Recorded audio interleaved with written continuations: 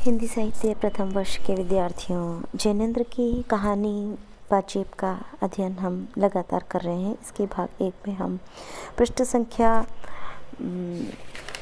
44 से लेकर 44, 45, 46 3 पृष्ठों को हम पढ़ चुके हैं।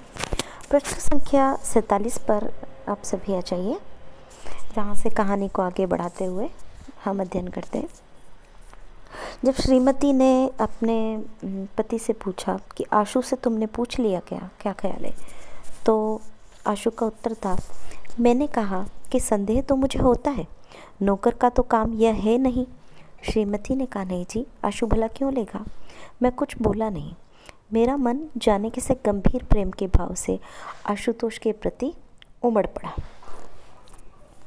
मुझे ऐसा मालूम होता था कि ठीक इस समय आशुतोष को हमें अपनी सहानुभूति से वंचित नहीं करना चाहिए, बल्कि कुछ अतिरिक्त स्नेह इस समय बालक को मिलना चाहिए।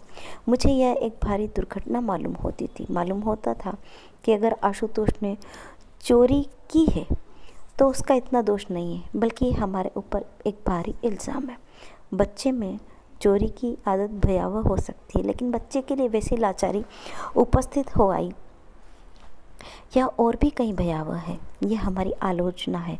हम उस चोरी से बरी नहीं हो सकते। मैंने बुलाकर कहा, अच्छा सुनो, देखो मेरी तरफ देखो, यह बताओ कि पाजेब तुमने छुन्नू को दी है ना। वह कुछ देर नहीं बोला। उसके चेहरे पर रंग आया और गया। मैं एक एक छाया ताड़ना चाहता था। मैंने आश्वासन देते हुए कहा कि डरने की कोई बात नहीं। हाँ, बोलो, डरो नहीं। ठीक बताओ बेटे, कैसा हमारा सच्चा बेटा है। मानो बड़ी कठिनाई के बाद उसने अपना सिर हिलाया। मैंने बहुत खुश होकर कहा कि दी है न छुन्नू को। उसने सिर हिला दिया, अत्यंत सांत्वना के स्वर में।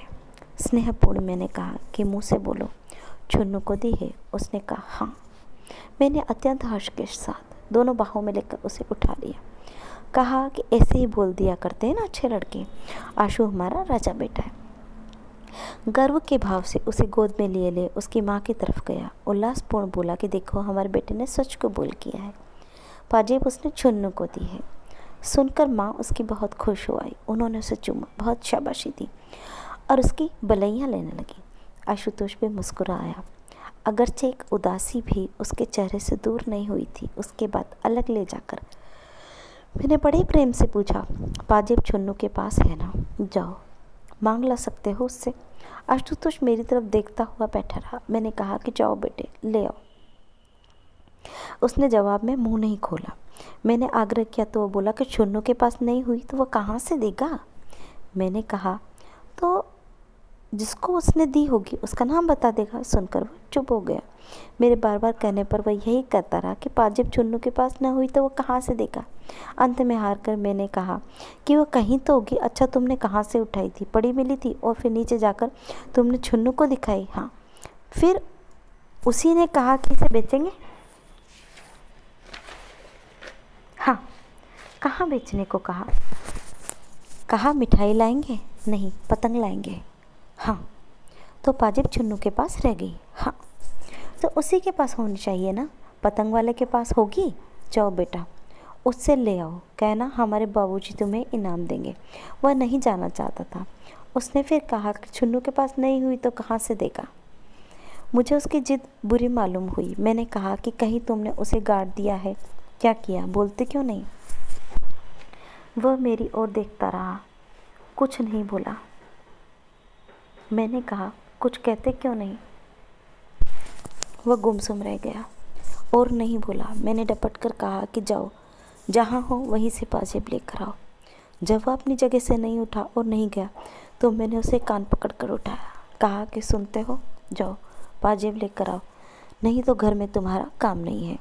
उस तरह उठाया जाकर वह उठ गया और कमरे से बाहर निकल गया। निकलकर बरामदे के कोने में रूठा मुंह बनाकर खड़ा रह गया। मुझे बड़ा क्षोभ हो रहा था। क्षोभ का मतलब होता है दुख। यह लड़का सच बोलकर अब किस बात से घबरा रहा है, यह मैं कुछ समझ न सका। मैंने बाहर आकर धीरे से कहा, जाओ भाई, जाकर छुन्नू से कहते क्यों नहीं हो। पहले तो उसने कोई जवाब नहीं दिया और जवाब दिया तो बार बार कहने लगा कि छुन्नू के पास नहीं हुई तो कहाँ से देगा। मैंने कहा कि जितने में उसने बेची होगी वह दाम दे देंगे, समझे ना। तुम कहो तो। छुन्नू की माँ तो कह रही कि उसका लड़का ऐसा काम कर ही नहीं सकता, उसने पाजेब नहीं देखी। जिस पर आशुतोष की माँ ने कहा कि तुम्हारा छुन्नू झूठ बोलता है। क्यों रे आशुतोष, तेने दी थी ना? आशुतोष ने धीरे से कहा, हाँ दी थी। दूसरे ओर से छुन्नू बढ़कर आया और हाथ फटकार कर बोला कि मुझे नहीं दी। क्यों रे, मुझे कब दी थी? आशुतोष ने जिद बांध कर कहा कि दी तो थी, कह दो क्यों नहीं दी थी। नतीजा यह हुआ कि छुन्नू की माँ ने छुन्नू को खूब पीटा और खुद भी रोने लगी। कहती जाती कि हाय रे, अब हम चोर हो गए, कुलच्छनी औलाद जाने कब मिटेगी। बात दूर तक फैली चली। पड़ोस की स्त्रियों में पवन पड़ने लगी और श्रीमती ने घर लौटकर कहा कि छुन्नू और उसकी माँ दोनों एक से हैं। मैंने कहा, तुमने तेजा तेजी क्यों कर डाली? ऐसे कोई बात भला सुलझती है? बोली कि हाँ मैं तेज बोलती हूँ, अब जाओ ना। प्रश्न संख्या 49 पर आ जाइए।